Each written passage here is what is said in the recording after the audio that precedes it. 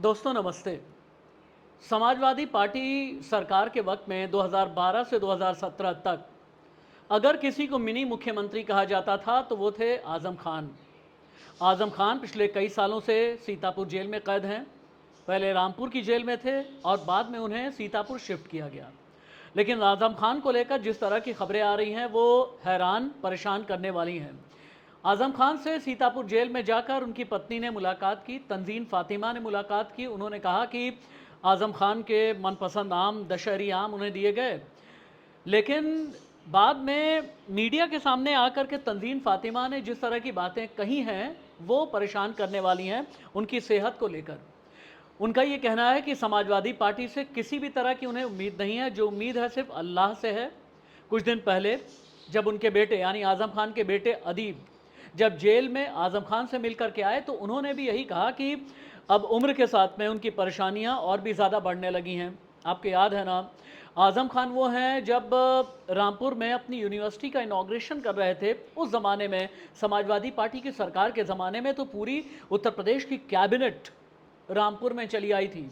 लेकिन अखिलेश यादव से भी ये पूछा गया कि आप आज़म खान की कोई मदद क्यों नहीं कर रहे हैं, तो उनका ये कहना था आज़म खान की मदद अब सिर्फ अल्लाह कर सकता है, या दुआ कीजिए कि समाजवादी पार्टी की सरकार आए, उत्तर प्रदेश में सरकार बदले, तभी आज़म खान की कोई मदद हो सकती है। दरअसल आज़म खान पर 100 से ज़्यादा मुकदमे हैं।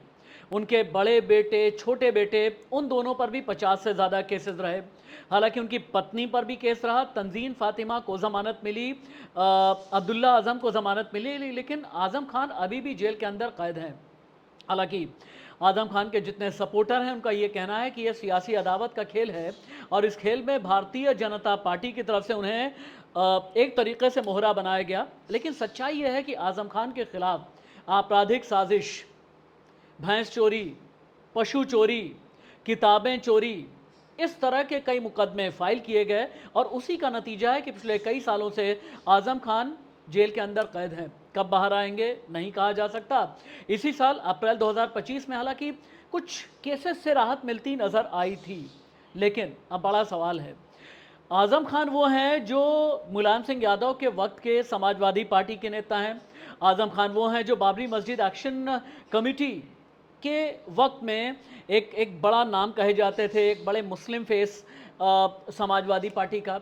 लेकिन आज की तारीख में जेल के अंदर आज़म खान की जो हालत है, उसके बाद सवाल बड़ा ये उठता है कि समाजवादी पार्टी एक मुस्लिम फेस के तौर पर किसे प्रोजेक्ट करेगी। आपको याद होगा कि जब आज़म खान की विधानसभा सदस्यता गई थी, उसके बाद वहाँ से आकाश सक्सेना की जीत हुई थी और तभी ये कहा जाने लगा था कि आज़म खान की जो सियासी विरासत है लगभग लगभग अब बैक बर्नर पर जा चुकी है, यानी नेपथ्य में जा चुकी है। अखिलेश यादव ने अगर लखनऊ में ये कहा कि अब वो आज़म खान की कोई मदद नहीं कर सकते, इशारों इशारों में उन्होंने ये बात कही है, सीधे तो नहीं कहा। उनका ये कहना था कि आज़म की मदद ईश्वर कर सकता है, या फिर अगर सरकार बदल जाए, या फिर वो अदालत के भरोसे रह सकते हैं। इसका मतलब ये है कि अखिलेश यादव ने भी आज़म खान को उनके ही हालत पर छोड़ दिया है। सवाल बड़ा है दोस्तों, आज़म खान जेल के अंदर उनकी सेहत लगातार बिगड़ती जा रही है। रामपुर में उनका जो स्ट्रॉन्ग होल्ड था वो होल्ड भी छूटता चला जा रहा है। आज़म खान समाजवादी पार्टी के लिए पोस्टर बॉय रहे हैं। दरअसल जेल जाने से पहले जो आखिरी इंटरव्यू आज़म खान ने दिया था वो मुझे ही दिया था। उनके जो आखिरी 2 बड़े इंटरव्यूज़ थे मैंने ही लिए थे। और जहाँ तक मुझे याद आ रहा है ये साल 2018 लगभग इसी वक्त की बात है, जुलाई अगस्त 2018 के आसपास की बात है। रामपुर जा कर के मैंने उनका इंटरव्यू किया था और वो ज़माना और आज का ज़माना लगभग 7 साल हो चले हैं।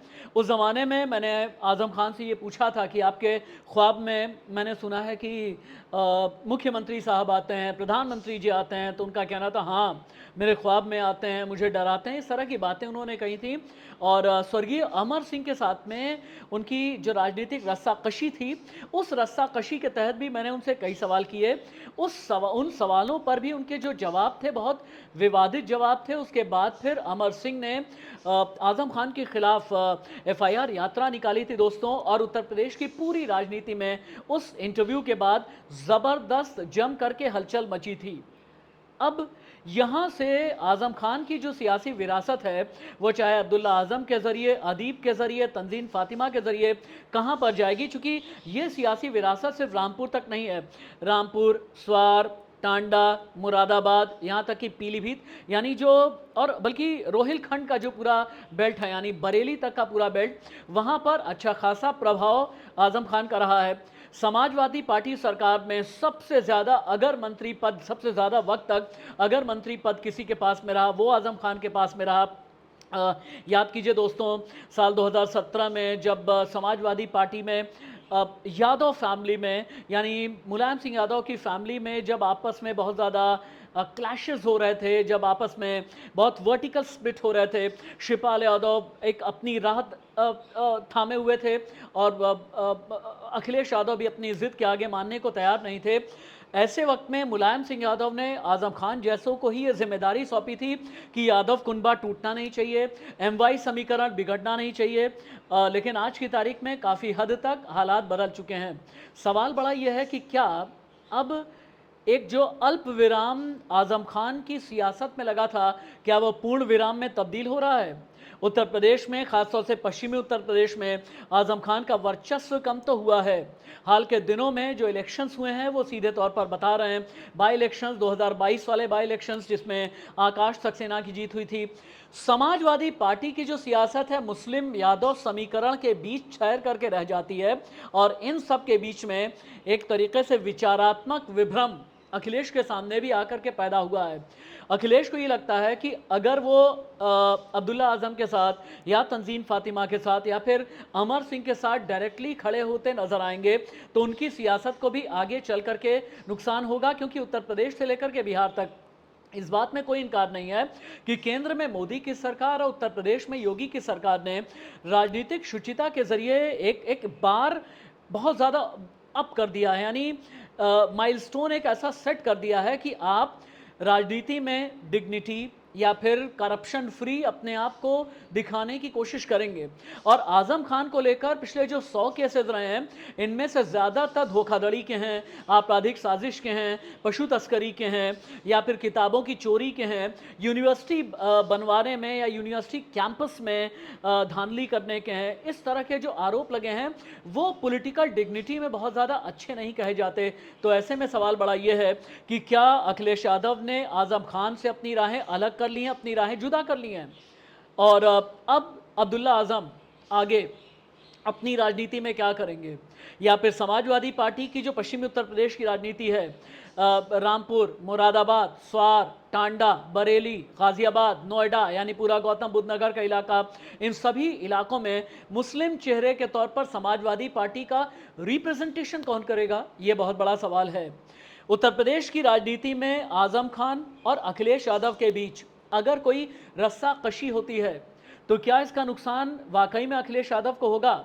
ज़मीन पर क्या मुस्लिम मतदाता अभी भी आज़म खान के साथ में है? पिछले बाई इलेक्शंस या पिछले इलेक्शंस के नतीजे तो साफ तौर पर ये बताते हैं कि ऐसा नहीं है, यानी आज़म खान के लिए सेहत वाली मुश्किलें हैं, आगे सियासी मुश्किलें हैं और इसीलिए कहते हैं सियासत में कब क्या हो हमें आपको अंदाज़ा नहीं होता। और वो दुष्यंत कुमार ने कहा है ना कि मसलहत आमेज़ होते हैं सियासत के कदम, तू नहीं समझेगा सियासत, तू अभी नादान है। और ये बात आज़म खान और उनके सपोर्टर को बहुत अच्छे तरीके से पता है। नमस्ते दोस्तों।